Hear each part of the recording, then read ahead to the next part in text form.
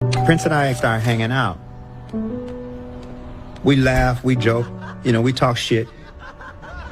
And then we would play music, and so one time we was in the studio and I fired up a groove and Prince heard something in it and he wanted it.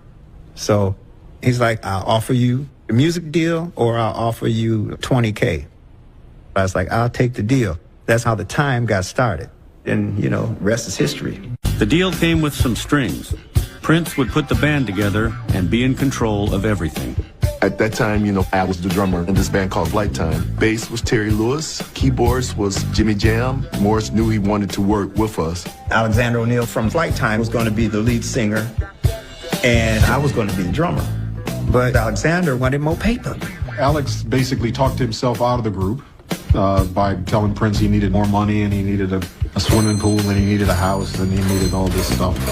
And Prince basically was like, okay, you're done.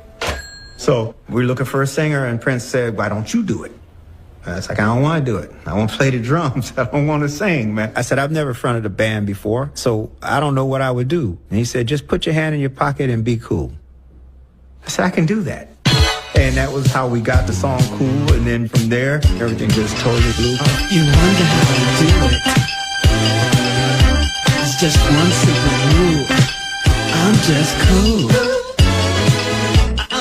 Cool was recorded in Prince's home studio in April 1981 and released by Morris Day and The Time.